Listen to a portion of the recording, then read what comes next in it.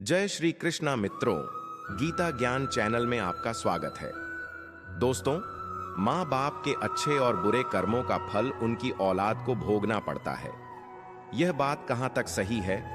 मनुष्य को खुद के अच्छे और बुरे कर्मों का फल तो उन्हें भोगना ही पड़ता है तथा माँ बाप के द्वारा किए गए कर्मों का फल भी उन्हें भोगना पड़ता है। दोस्तों, एक बार भगवान विष्णु और माता लक्ष्मी क्षीर सागर में शेष नाग की शैया पर विश्राम कर रहे थे।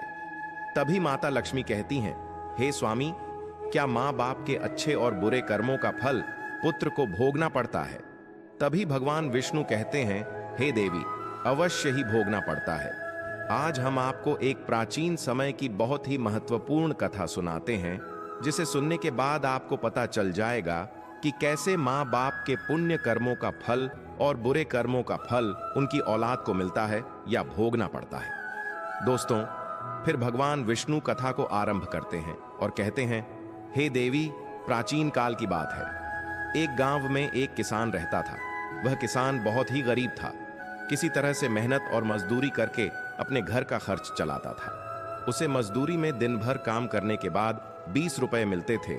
उसमें से 10 वह नित्य दान करता और 10 में अपने परिवार का पालन पोषण करता था। इस तरह से करते हुए कुछ समय बीत गया और इसके बाद उसके 2 पुत्र हुए। अब उस किसान के परिवार में कुल 4 सदस्य हो गए, 2 पति पत्नी और उसके 2 जुड़वा लड़के। धीरे धीरे उनके पालन पोषण में किसान को समस्या होने लगी, क्योंकि इधर दिन के दिन महंगाई बढ़ती जा रही थी। दोस्तों, फिर आगे भगवान विष्णु माता लक्ष्मी से कहते हैं, हे देवी, एक दिन की बात है। किसान के लड़के ने अपने पिताजी से कहा कि पिताजी, आप नित्य रुपये 20 कमाते हैं, जिसमें से 10 रुपये आप दान कर देते हैं। 10 रुपये में हम अपना गुजारा कैसे कर पाएंगे? किसान को चुप देखकर उसकी पत्नी ने कहा कि नहीं बेटा, ऐसी कोई बात नहीं है। आपके पिताजी रोज रुपये 20 कमाते हैं, रुपये 10 दान कर देते हैं। ये तुम्हारे लिए ही दान करते हैं, दूसरों के लिए नहीं। दोस्तों, लेकिन वह दोनों लड़के इस बात को नहीं समझते थे, क्योंकि वह दोनों नन्हे बालक थे। फिर आगे भगवान विष्णु कहते हैं, हे देवी, फिर इसी तरह से कुछ समय बीतता गया और किसान के दोनों लड़के धीरे धीरे बड़े होने लगे। इधर किसान की एक दिन काम करके घर आते समय कार से टकराकर मृत्यु हो जाती है। जब किसान की पत्नी और उसके दोनों लड़कों को पिता की मृत्यु की खबर मिली तो उनको बड़ा दुख हुआ। एक दिन किसान के दोनों लड़कों ने अपनी मां से पूछा कि माताजी, हमारे पिताजी कहाँ चले गए हैं? किसान की पत्नी ने कहा कि बेटे, तुम्हारे पिताजी हम सबको छोड़कर भगवान भोले बाबा के पास चले गए हैं। जब तुम्हारे पिताजी थे तो रोजाना रुपये 20 कमाते थे और रुपये 20 की बचत करते थे। हमारा पालन पोषण उसी रुपए में करते थे और बाकी का वह दान करते थे।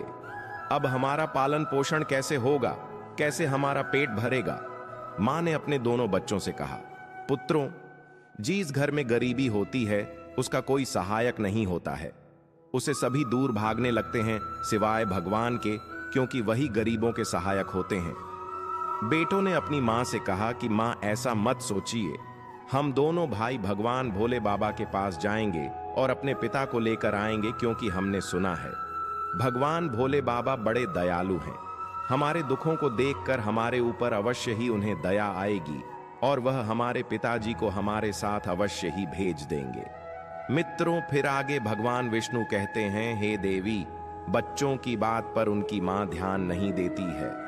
एक दिन की बात है, किसान की पत्नी अपने दोनों लड़कों को घर पर छोड़कर गांव में किसी काम के लिए चली गई और उधर उसके दोनों लड़के आपस में सोचने लगे, क्यों ना हम कैलाश पर्वत पर भगवान शंकर के पास चले और अपने पिताजी को वापस लेकर आए। ऐसा सोचकर अपने पिताजी को लाने के लिए वह दोनों भाई अपने घर से चल देते हैं। दोस्तों, उन दोनों भाइयों को चलते चलते काफी समय बीत गया। उसी समय उनको थकान का अनुभव हुआ और दोनों भाई एक बहुत विशाल बरगद के पेड़ को देखकर उसकी छाया में आकर के खड़े हो गए। दोनों भाइयों ने सोचा कि बरगद के इस पेड़ की छाया में थोड़ा सा विश्राम करते हैं। फिर दोनों भाई उसी बरगद के पेड़ के नीचे बैठकर विश्राम करने लगे। तभी उस बरगद के पेड़ ने इंसान की आवाज में कहा कि बच्चों, तुम लोग कौन हो और कहां जा रहे हो? मेरी छाया में आज तक तुम्हारे जैसे कोमल बालक नहीं बैठे हैं। फिर उन दोनों बच्चों ने कहा कि हम किसान के बेटे हैं, और अपने पिताजी को लाने के लिए कैलाश पर्वत पर भगवान भोले बाबा के पास जा रहे हैं। उस बरगद के पेड़ ने जब उन बच्चों की बात सुनी तो वह पेड़ बोला कि पुत्रों, तुम मेरे लिए भी भगवान भोले बाबा से एक प्रश्न पूछ कर आना। वह कहने लगा कि मैं कई वर्षों से यहां पर लगा हुआ हूं, लेकिन मेरा एक भी पत्ता जमीन पर नीचे नहीं गिरता है और ना ही मेरी डालियां कभी सूखती है। मैं कितने वर्षों तक और यहां पर खड़ा रहूंगा?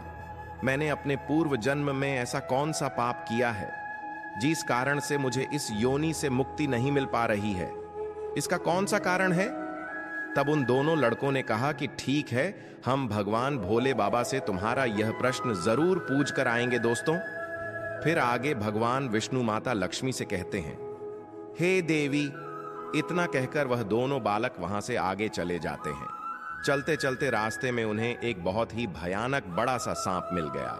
उस सांप को देखकर वह दोनों भाई डर के मारे कांपने लगे और खड़े हो गए। वहां से वह दोनों भाई भागने ही वाले थे, तभी सांप मनुष्य की आवाज में बोलने लगा, बच्चों, तुम मुझसे डरो मत। मुझे इतना बताओ कि तुम कौन हो और कहां जा रहे हो। वो दोनों बच्चे उस सर्प के पास गए और हाथ जोड़कर कहने लगे, हे नाग देवता, हम दोनों किसान के पुत्र हैं और हम दोनों जुड़वा भाई हैं। हम दोनों कैलाश पर्वत पर भगवान भोले बाबा के पास अपने पिताजी को लेने के लिए जा रहे हैं। उस सांप ने कहा कि बच्चों, तुम भगवान भोले बाबा से मेरा एक प्रश्न पूछ कर आना। मैं कई वर्षों से यहां पर पड़ा हुआ हूं, मुझसे अब चला भी नहीं जाता।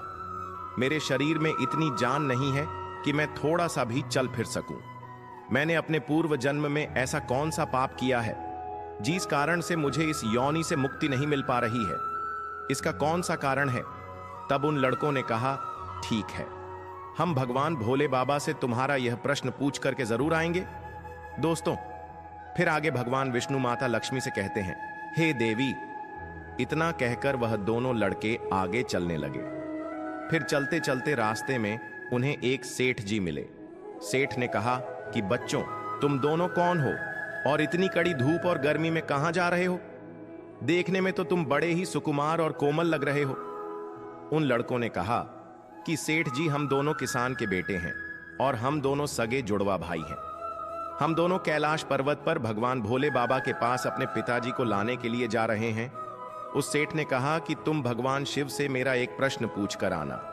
फिर वह सेठ कहता है, पुत्रों, मैं चलते हुए राहगीरों की प्यास बुझाने के लिए कई सालों से यहां पर एक कुआं खुदवा रहा हूं, लेकिन इसमें पानी अभी तक नहीं निकला है। मैंने अपने पूर्व जन्म में ऐसा कौन सा अपराध किया था जिस कारण से इस कुएं में अभी तक पानी नहीं निकला है? मैंने इसमें बहुत सारे पैसे भी खर्च कर दिए हैं, लेकिन अभी तक सफल नहीं हुआ। इसका क्या कारण है? उन लड़कों ने कहा, ठीक है सेठ जी, हम भगवान भोले बाबा से तुम्हारा यह प्रश्न जरूर पूछ कर आएंगे। मित्रों, फिर आगे भगवान विष्णु माता लक्ष्मी से कहते हैं, हे देवी। इतना कहकर वे दोनों बालक वहां से आगे की ओर चल दिए। चलते चलते रास्ते में उन्हें एक बहती हुई नदी मिली। फिर धीरे धीरे दोनों भाई नदी के किनारे पर पहुंचे तो उस नदी से एक मछली निकलकर उनके पैरों के पास आ गई और कहने लगी, बालकों, तुम कौन हो और कहां जा रहे हो? तुम दोनों बिना नाव के ही क्यों जा रहे हो? तब उन्होंने कहा कि नाव में बैठने के लिए हमारे पास पैसे नहीं हैं, क्योंकि हमारे जो पिताजी थे वे नित्य रुपये 20 कमाते थे, जिसमें से रोजाना वे रुपये 10 दान कर देते थे और रुपये 10 से हमारा पालन पोषण होता था और किसी तरह से हमारे घर का गुजारा होता था। अब हमारे पिताजी घर पर नहीं है, वे भगवान भोले बाबा के पास चले गए हैं। इसलिए हम दोनों भाई उनको लाने के लिए कैलाश पर्वत पर भगवान भोलेनाथ के पास जा रहे हैं। उन मित्रों, फिर आगे भगवान विष्णु कहते हैं, हे देवी। उन बच्चों की बात सुनकर उस मछली ने कहा कि बच्चों, तुम भगवान शिव से मेरा एक प्रश्न पूछ करके आना। कई वर्षों से मैं इस नदी में भटक रही हूं। मेरी 7 पीढ़ियां गुजर गई हैं, परंतु मैं अभी तक इसी नदी में रह रही हूं। मैंने अपने पूर्व जन्म में ऐसा कौन सा अपराध किया था जिसके कारण मुझे इस योनि से मुक्ति नहीं मिल पा रही है? इसका क्या कारण है? तब उन लड़कों ने कहा, ठीक है, हम भगवान भोलेनाथ जी से तुम्हारा यह प्रश्न जरूर पूछेंगे, और वापस आते समय तुम्हें बता करके जाएंगे। इतना कहकर वे दोनों लड़के वहां से आगे बढ़ गए। चलते चलते दोनों भाई नदी के दूसरे किनारे पर पहुंच गए। दूसरे किनारे पर जब वे पहुंचे तो देखा कि एक मरा हुआ व्यक्ति वहां पर पड़ा हुआ है। दोनों भाई उस मरे हुए आदमी को लांघ करके जब जाने लगे तो वह मरा हुआ आदमी चिल्लाने लगा और कहने लगा कि बच्चों, तुम कौन हो और कहां जा रहे हो? उन लड़कों ने उसकी आवाज सुनकर कहा कि हम किसान के पुत्र हैं और हम दोनों जुड़वां भाई हैं। हम दोनों भाई कैलाश पर्वत पर भगवान भोले बाबा से अपने पिताजी को लेने के लिए जा रहे हैं। उस मृतक आदमी ने कहा कि तुम भगवान भोलेनाथ से मेरा एक प्रश्न पूछ कर आना। मेरा शरीर कई वर्षों से इस नदी के किनारे पर ही है। कभी पानी की लहर आती है तो मेरा शरीर नदी के अंदर चला जाता है, लेकिन वापस लहर के साथ ही फिर से बाहर निकलकर किनारे पर आ जाता है। ना तो मेरा शरीर गलता है और ना ही सड़ता है। इतने सालों से जैसे का तैसा ही है। मैंने अपने पूर्व जन्म में ऐसा कौन सा पाप किया था जिसके कारण मुझे इस शरीर से मुक्ति नहीं मिल पा रही है, और इसका क्या कारण है? उन लड़कों ने कहा, ठीक है, हम भगवान भोलेनाथ से तुम्हारा यह प्रश्न पूछ करके जरूर आएंगे। मित्रों, फिर आगे भगवान विष्णु माता लक्ष्मी से कहते हैं, हे देवी। इतना कहकर वे दोनों बालक चलने लगे। वहां से चलते चलते दोनों भाई कैलाश पर्वत पर भगवान शिव के पास पहुंच गए और हाथ जोड़कर भगवान भोलेनाथ को दोनों भाइयों ने प्रणाम किया और कहने लगे कि हे भोले बाबा, मेरे पिताजी कहां पर हैं? जब हमारे पिताजी घर पर थे तो वे रोजाना 20 रुपए कमाते थे, जिसमें से 10 रुपए दान करते और 10 रुपए से हम लोगों का पालन पोषण करते थे। लेकिन अब जब वे घर पर नहीं हैं तो हम दोनों भाई और हमारी मां भूखे मर रहे हैं। आप उन्हें जल्दी से हमारे साथ हमारे घर पर भेज दीजिए। मित्रों, फिर आगे भगवान विष्णु माता लक्ष्मी से कहते हैं, हे देवी। भगवान भोले बाबा ने उन दोनों बालकों की बात सुनकर कहा, ठीक है, मैं तुम्हारे पिताजी को घर पर भेज दूंगा। पहले तुम दोनों भाई यहां पर बैठो। भगवान भोलेनाथ ने उन दोनों बालकों को अपने पास बिठाया और उनको भोजन कराया। भोजन कराने के बाद पूछा कि तुम दोनों भाइयों को और क्या चाहिए? मित्रों, फिर उन दोनों लड़कों ने रास्ते में जो जो उनको मिला था उनके प्रश्न भगवान भोलेनाथ से पूछे। भगवान भोले बाबा ने उन सभी के प्रश्नों का उत्तर दिया और कहा कि हे पुत्रों, तुम दोनों जाते समय उन सबको उनके उत्तर बताते जाना। और भगवान भोलेनाथ ने कहा कि तुम दोनों अपने घर पर जाओ, तुम्हारी मां तुम्हारा इंतजार कर रही है। तुम्हारे पिताजी तुम्हारे घर पर पहुंच जाएंगे।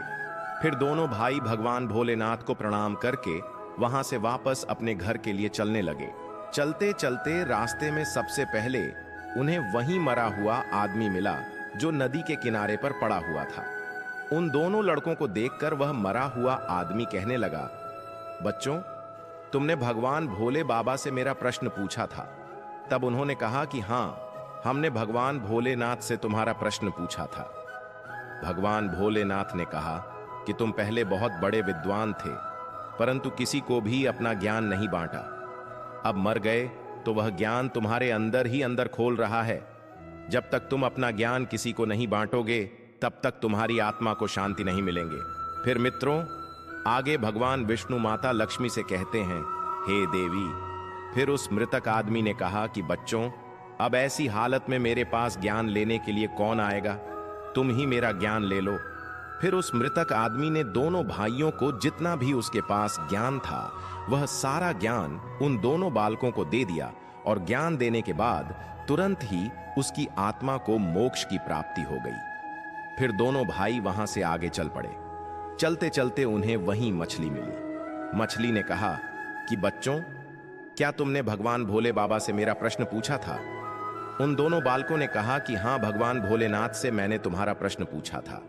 उन्होंने कहा है कि तुम्हारे अंदर अमृत है। जब तक तुम इस अमृत को किसी को नहीं दोगी तब तक तुम ऐसे ही व्याकुल रहोगी। फिर मछली ने कहा कि बच्चों, अब कौन मिलेगा? मुझे तुम ही मेरा अमृत ले लो। फिर मछली ने अपना अमृत उन दोनों बच्चों को दे दिया, और अमृत देते ही उस मछली की आत्मा को मोक्ष की प्राप्ति हो गई। इसी तरह से दोनों भाई वहां से आगे बढ़े तो चलते चलते रास्ते में उन्हें वहीं सेठ मिला जो राहगीरों के लिए कुआं खुदवा रहा था। उस सेठ ने जैसे ही दोनों लड़कों को देखा तो बड़े प्रेम से हाथ जोड़कर कहने लगा कि बेटे, तुम दोनों लोगों ने मेरा भगवान भोले बाबा से प्रश्न पूछा था। उन्होंने कहा कि हाँ, पूछा था। भगवान भोलेनाथ ने कहा कि आपके घर में 2 जवान कन्याएं कुंवारी बैठी हुई हैं। जब तक आप उन दोनों कन्याओं का विवाह नहीं करेंगे और कन्यादान नहीं करेंगे, तब तक इस कुएं में से पानी नहीं निकलेगा। पहले जो तुम्हारा कर्म है उसे करिए, जो ईश्वर ने तुमको दायित्व सौंपा है। पहले वह करिए, आप कन्यादान करिए, उसके बाद इस कुएं को खुदवाइए मित्रों। फिर उस सेठ ने कहा कि मैं अपनी कन्याओं के लिए लड़का कहां ढूंढने जाऊंगा। तुम दोनों मुझे बहुत ही सीधे स्वभाव के दिख रहे हो और सुंदर भी हो और देखने में एक जैसे दिख रहे हो। अब तुम दोनों जवान भी हो गए हो और विवाह के योग्य भी तो हो बेटा। तुम दोनों ही मेरी लड़कियों से विवाह कर लो दोस्तों। फिर आगे भगवान विष्णु माता लक्ष्मी से कहते हैं, हे देवी। फिर उस सेठ ने अपनी दोनों लड़कियों का विवाह उन दोनों लड़कों के साथ करवा दिया। फिर सेठ ने वहां से अपनी दोनों बेटियों को बहुत सारा धन देकर विदा कर दिया। दोनों भाइयों को आगे चलते चलते रास्ते में वही सर्प मिला। उस सर्प ने कहा कि बच्चों, क्या तुमने भगवान भोले बाबा से मेरा प्रश्न पूछा था? तब उन्होंने कहा, हाँ, पूछा था। भगवान भोलेनाथ ने कहा कि तुम्हारे पास जो नागमणि है, तुम उस नागमणि को धरती पर नहीं उगलते हो और ना तुमने कभी किसी को दान दिया है। जब तक तुम इस नागमणि का दान नहीं करोगे, तब तक तुम्हारा शरीर ऐसे ही बना रहेगा। फिर उस सांप ने कहा कि बच्चों, मैं यह नागमणि अब किसको दूं? इस नागमणि को तुम ही ले लो। फिर उस सांप ने अपनी नागमणि उन बच्चों को दे दी।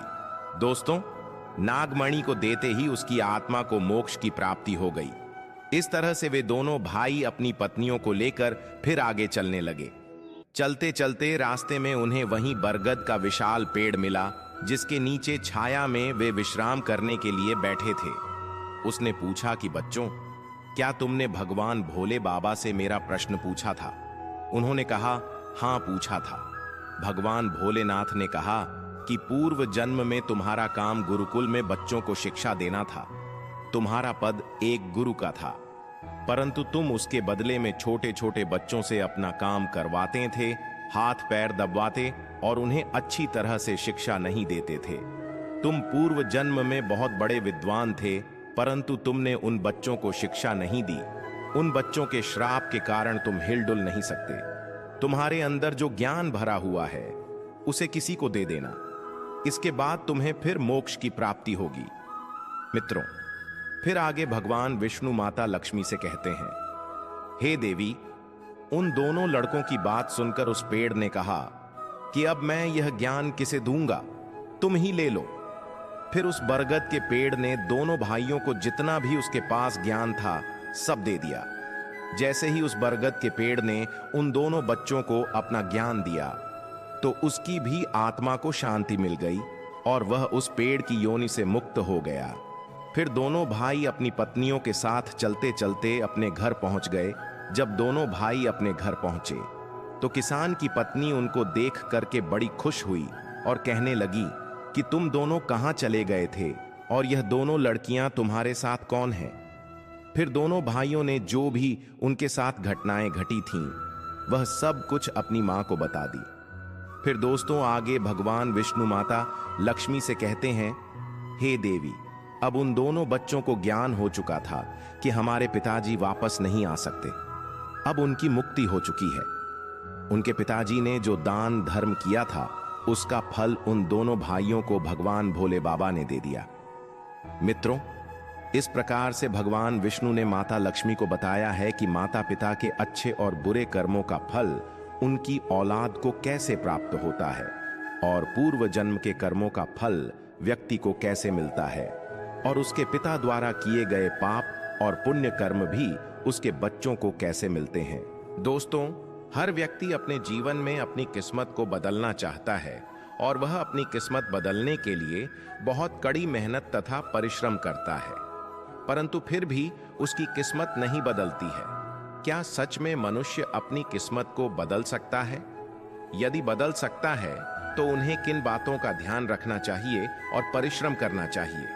दोस्तों, भगवान विष्णु ने स्वयं माता लक्ष्मी को बताया कि इंसान अपनी किस्मत को कैसे बदल सकता है, यदि कोई काम करने पर उसको उचित फल प्राप्त नहीं होता है और मेहनत करने के बावजूद भी मेहनत का फल नहीं मिलता है और कोई भी काम शुरू करते ही वह काम बिगड़ जाता है। तो दोस्तों, यह कहानी आपके लिए है। इस कहानी को बड़े ध्यान और मन लगाकर पूरा सुनना एक बार की बात है। भगवान विष्णु और माता लक्ष्मी संत का भेष बनाकर मृत्यु लोक का भ्रमण कर रहे थे। तभी उन्होंने देखा कि रास्ते में एक व्यक्ति अपनी पत्नी के साथ बैठा हुआ रो रहा है। फिर वह उसके पास पहुंचे और बोले कि तुम कौन हो? इस सुनसान घने जंगल में बैठे हुए तुम क्यों रो रहे हो? भगवान विष्णु की बात सुनकर उस व्यक्ति की खिसकियां कुछ कम हो गईं और वह अपने आंसुओं को पूछता हुआ कहने लगा कि हे महाराज, मैं पास के गांव में रहने वाला एक बदनसीब व्यापारी हूं। मैं जो भी काम करता हूं वह काम बिगड़ जाता है और इसी चक्कर में आकर मैंने अपनी पत्नी के सारे गहने और जेवर बेच दिए हैं। मैंने अपने परिवार को भी खो दिया है और अब मेरा घर भी गिरवी पड़ा है। मुझे लगता है कि मैं अब किसी काम का नहीं रहा। मेरी किस्मत ही खराब है। इस प्रकार जब उस व्यक्ति की बात को भगवान विष्णु तथा माता लक्ष्मी ने सुना तो कहने लगे कि तुमसे किसने कहा कि तुम्हारी किस्मत खराब है? जरा मैं भी तो जान लूं कि तुम्हारी किस्मत में क्या खराबी है। फिर वह व्यक्ति कहने लगा कि हे महाराज, पहले मैं खेती करता था। मैं उसमें बहुत तरह तरह की साग सब्जी बहुत ही मेहनत करके उगाता था और उसे जब मैं बाजार में बेचने ले जाता तो वह बहुत ही सस्ते दामों में बिका करती थी, जिसकी वजह से मुझे बहुत घाटे का सामना करना पड़ता था और मुझे किसानी करने में हर साल घाटा होता था। कभी सूखा पड़ जाता तो कभी अधिक बारिश हो जाती और अधिक बरसात होने के कारण सारी फसल चौपट हो जाती थी। इससे परेशान होकर मैंने व्यापार करने का निश्चय कर लिया। मेरे पास उस समय पैसे नहीं थे तो मैंने अपनी पत्नी के जितने भी जेवर थे वह बेचकर उससे जो धन मिला उसी से मैंने व्यापार शुरू किया।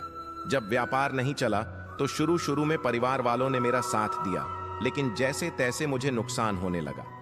मेरे परिवार वाले मुझसे दूर हो गए। मगर महाराज, मैं यह सब अपने परिवार वालों के लिए ही तो कर रहा था, लेकिन अब वह लोग मुझे देखकर नजरें फेर लेते हैं और मुझे ही मेरे परिवार की गरीबी का दुर्दशा का जिम्मेदार ठहराते हैं। फिर आगे कहने लगा, वह व्यक्ति की एक मेरा मित्र है। उसने भी मेरे ही साथ अपना व्यापार शुरू किया था, लेकिन उसका अच्छा चल रहा है। वह जब भी मेरे घर आता है तो अपनी सफलता की कहानी मुझे सुनाने लगता है और उसकी बात को सुनकर मेरे घर वाले कहते हैं कि अपने मित्र को देखो और उससे कुछ सीख लो। हमें तो लगता है कि तुम्हारे बस में कुछ भी नहीं है और मैं कुछ नहीं कर सकता था।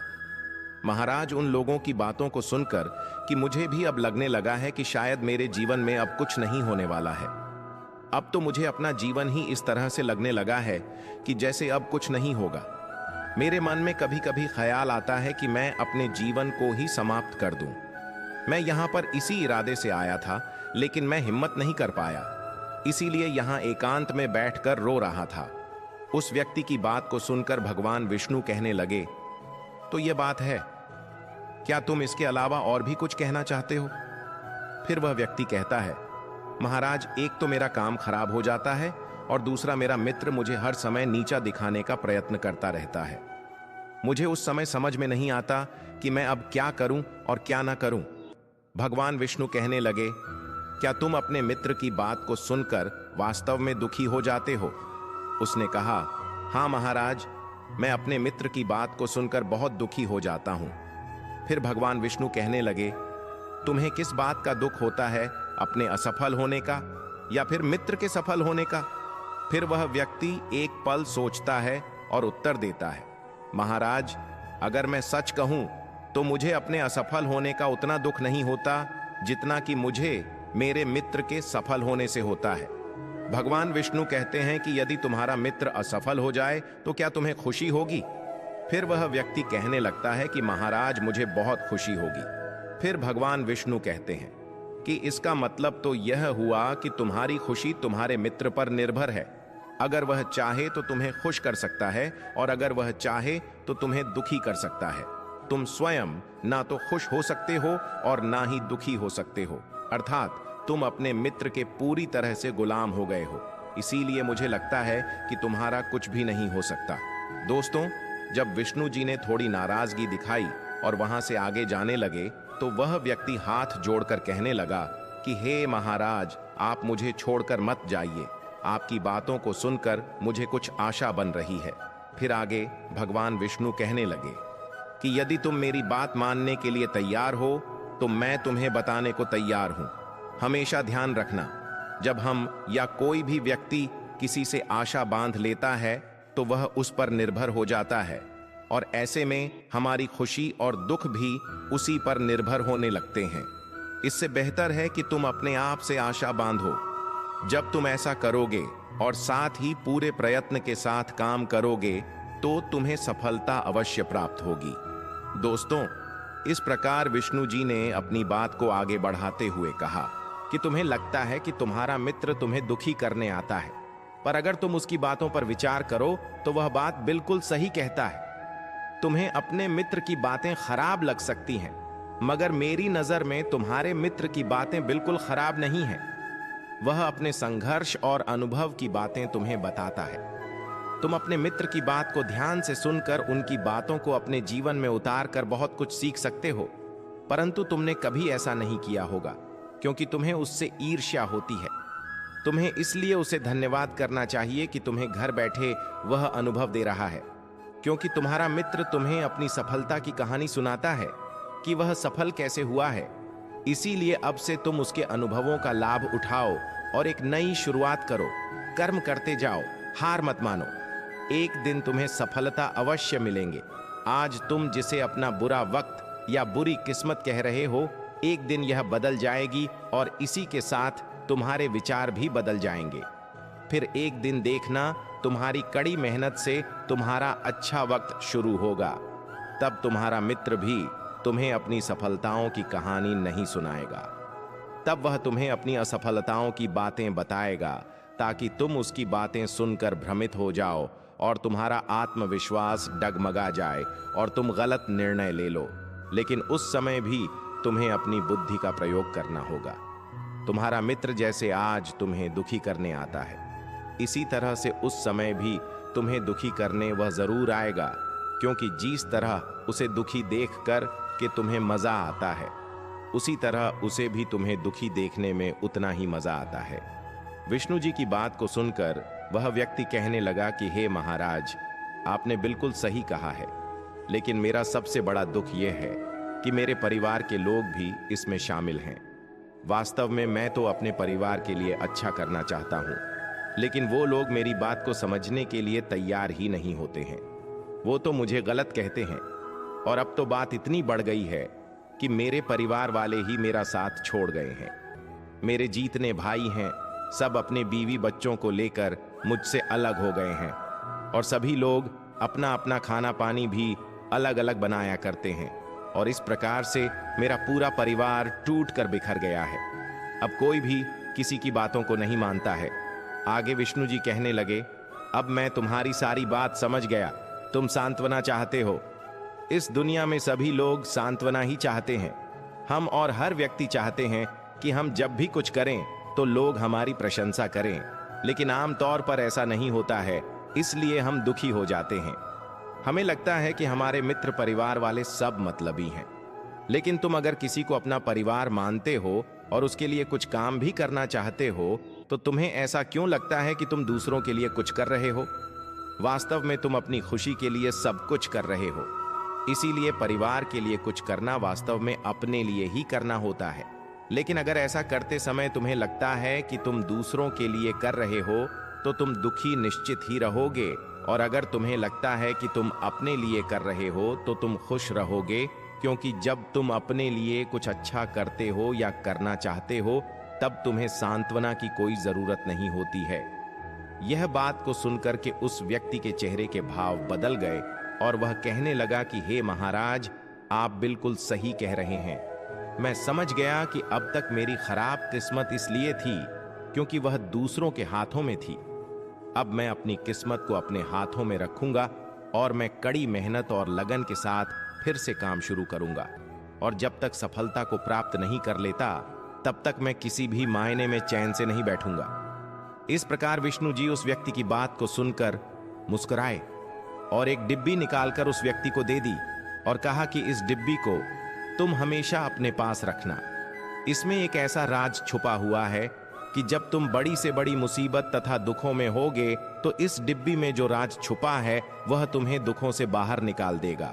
लेकिन तुम मेरी एक बात का विशेष ध्यान रखना, इस डिब्बी को तभी खोलना जब तुम्हारे जीवन में जीने का कोई रास्ता तुम्हें दिखाई ना दे, तुम्हें लगने लगे कि अब इस दुनिया में जीना बिल्कुल बेकार है, और यदि डिब्बी तुमने समय से पहले खोल दी तो वह सारे राज खत्म हो जाएंगे जो इसमें लिखे हुए हैं। फिर उस व्यक्ति ने वचन दिया कि जब उसे दुनिया में कुछ भी दिखाई नहीं देगा तभी उस डिब्बी को खोलेगा। फिर भगवान विष्णु और माता लक्ष्मी वहां से अंतर्ध्यान हो जाते हैं। कहते हैं वक्त हमेशा एक जैसा नहीं रहता, वह बदलता रहता है जैसे मौसम बदलता रहता है। इसी प्रकार मनुष्य का वक्त भी बदलता रहता है। वह व्यक्ति अपने घर को वापस लौट जाता है और उस व्यक्ति के जीवन में फिर भी कोई खास बदलाव नहीं आता है।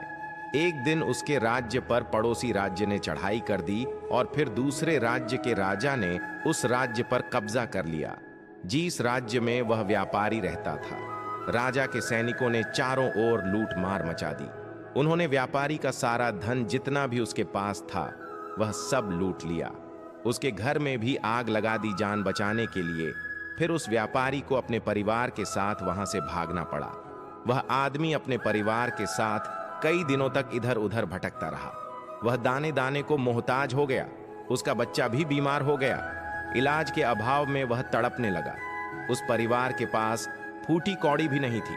यह सब देखकर उस आदमी का हृदय एकदम से विचलित हो उठा। वह सोचने लगा कि मैं कैसे अपने बच्चे का इलाज कराऊं, मेरे पास तो खाने के लिए भी पैसे नहीं हैं। मित्रों, ऐसे में एक बार फिर उस व्यक्ति को निराशा ने घेर लिया। उसे लगने लगा कि उसका जीवन व्यर्थ है, सारी दुनिया व्यर्थ है, किसी भी बात का कोई मतलब नहीं है। भले ही आप जीवन में कितना भी कुछ कर लें, कितनी भी सफलता हासिल कर लें, लेकिन अंत में तो जीवन समाप्त ही होता है। जीवित रहने का क्या फायदा? इससे तो अच्छा है कि मैं अपने जीवन को पूरी तरह से समाप्त कर दूं। ऐसा सोचकर फिर वह व्यक्ति अपने परिवार को लेकर आगे की ओर चल देता है। फिर वह अपनी पत्नी और एक बच्चे के साथ भागते भागते एक नदी के पास पहुंच जाता है। वहां पर देखता है कि वह नदी बहुत तेजी से बह रही है। तभी वह अपनी पत्नी से कहता है, हे प्रिय, हम अपनी जिंदगी से बहुत तंग आ चुके हैं और मेरी जिंदगी में अब कुछ भी नहीं हो सकता है। मैं तो अब इसी नदी में कूद करके अपने प्राण त्याग दूंगा और तुम इस बच्चे को लेकर कहीं चली जाना, जाकर अपना और बच्चे का पेट पालना। मित्रों, इस प्रकार से वह व्यक्ति कहकर अपनी पत्नी के साथ बहुत दुखी हो जाता है। तभी उसकी पत्नी कहती है, हमारा जब विवाह आपके साथ हुआ था तब हमने साथ में जीने और मरने की कस्में खाई थी, और आज हमारे ऊपर मुसीबत आ पड़ी है तो आप कह रहे हो कि अपनी जान दे दें और तुम बच्चे को लेकर चली जाओ। मैं ऐसा नहीं कर सकती हूँ।